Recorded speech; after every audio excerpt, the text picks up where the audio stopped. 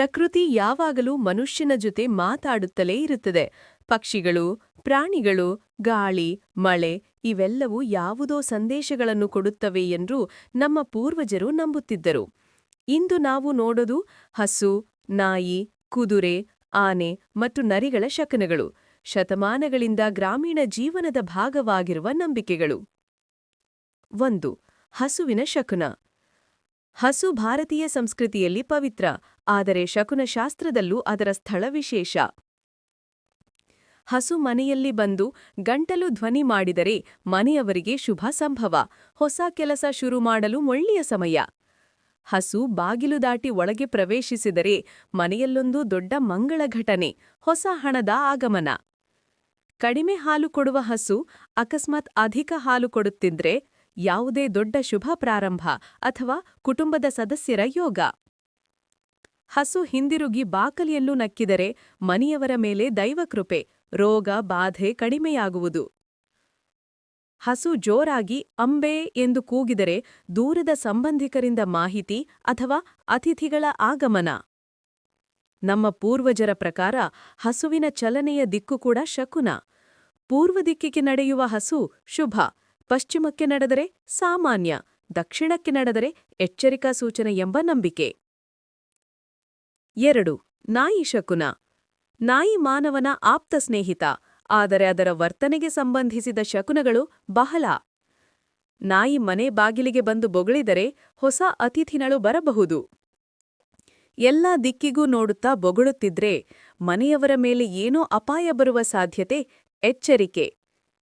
ಕಪ್ಪು ನಾಯಿಯು ಬಾಗಿಲಿನಲ್ಲಿ ಕುಳಿತರೆ ಶುಭ, ಕಪ್ಪು ನಾಯಿ ದುಷ್ಟಶಕ್ತಿಯಿಂದ ರಕ್ಷಿಸುತ್ತದೆ ಎಂದು ನಂಬಿಕೆ. ನಾಯಿ ಹಠಾತ್ ಮನೆಯೊಳಗೆ ಓಡಿಕೊಂಡು ಬರುವುದು ಮಳೆ, ಬಿರುಗಾಳಿ ಅಥವಾ ಹವಾಮಾನ ಬದಲಾವಣೆಯ ಸೂಚನೆ. ನಾಯಿ ಬಾಲ ಎತ್ತಿಕೊಂಡು ಓಡಾಡಿದರೆ ಮನೆಯವರು ಶುಭ ಸುದ್ದಿ ಕೇಳುವ ಸಾಧ್ಯತೆ. ಮತ್ತು ನಾಯಿ ಮಾಂಸ ಅಥವಾ ಮೂಳೆ ಬಾಯಲ್ಲಿ ಕಚ್ಚಿ ಎದುರಿಗೆ ಬಂದರೆ ಒಳ್ಳೆಯದು. ಗ್ರಾಮದಲ್ಲಿ ಹಿರಿಯರು ಹೇರುತ್ತಾರೆ, ನಾಯಿ ರಾತ್ರಿ 3 ಬಾರಿ ಆಕಾಶದತ್ತ ನೋಡುತ್ತಾ ಬೊಗಳಿದರೆ ದೂರದ ಮರಣ ಸುದ್ದಿ ಬರಬಹುದು. ಇದು ನಂಬಿಕೆ ಮಾತ್ರ, ವೈಜ್ಞಾನಿಕ ಆಧಾರ ಇಲ್ಲ, ಆದರೆ ಜನಪದದಲ್ಲಿ ಶಕುನದಾಗಿ ಪರಿಗಣಿಸಲಾಗುತ್ತದೆ. 3. ಕುದುರೆಯ ಶಕುನ. ಕುದುರೆ ವೇಗ, ಶಕ್ತಿ, ವಿಜಯದ ಸಂಕೇತ.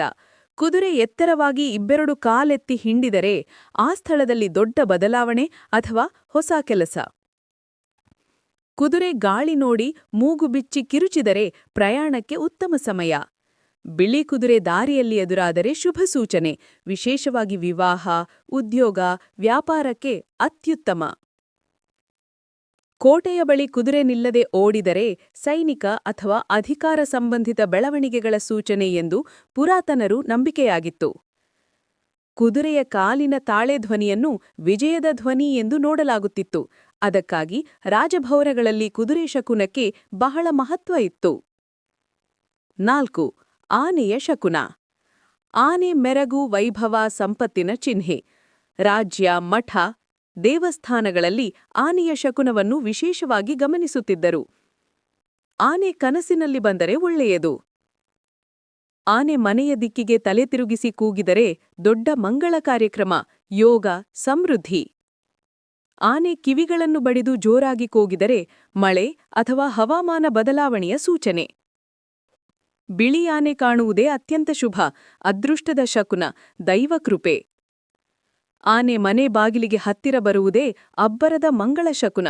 ದೇವಸ್ಥಾನಗಳಲ್ಲಿ ಇದನ್ನು ದೇವರ ಅನುಗ್ರಹ ಎಂದು ನೋಡುತ್ತಾರೆ. ಪುರಾಣಗಳಲ್ಲಿ ಹೇಳಿರುವಂತೆ ಗಜದರ್ಶನ ಅಂದರೆ ಆನೆಯನ್ನು ಬೆಳಿಗ್ಗೆ ಮೊದಲಿಗೆ ನೋಡುವುದು ಅತ್ಯಂತ ಶುಭ ಎಂದು ಹೇಳಲಾಗಿದೆ. 5. ನರಿಗಳ ಶಕುನ. ನರಿ ಮುನ್ಸೂಚನೆಯ ಪ್ರಾಣಿ ಎಂದು ಜನಪದದಲ್ಲಿ ಪರಿಗಣಿಸಲಾಯಿತು. ಅದರ ಕೂಗನ್ನು ವಿಶೇಷವಾಗಿ ಗಮನಿಸಲಾಗುತ್ತದೆ. ನರಿಯು ಮಾಂಸ ತಿನ್ನುವ ದೃಶ್ಯ ಕಂಡರೆ ಹೋಗುವ ಕಾರ್ಯ ಜಯಶಾಲಿಯಾಗುತ್ತದೆ. ರಾತ್ರಿ ಉತ್ತರ ದಿಕ್ಕಿನಲ್ಲಿ ನರಿ ಕೂಗಿದರೆ ಶುಭ ಸುದ್ದಿ, ಯಾವುದೋ ಕಾರ್ಯ ಯಶಸ್ವಿಯಾಗುವ ಸೂಚನೆ. ದಕ್ಷಿಣ ದಿಕ್ಕಿನ ನರಿ ಕೂಗು ಎಚ್ಚರಿಕೆ, ಪ್ರಯಾಣ, ಮದುವೆ, ವ್ಯವಹಾರ ಮುಂದೂಡಲು ಸಲಹೆ. ನರಿ ಮನೆಯ ಸುತ್ತ 3 ಬಾರಿ ಓಡಾಡಿದರೆ ಆ ಮನೆಯಲ್ಲಿ ದೊಡ್ಡ ಬದಲಾವಣೆ ಅಥವಾ ದೊಡ್ಡ ಅತಿಥಿಯ ಆಗಮನ.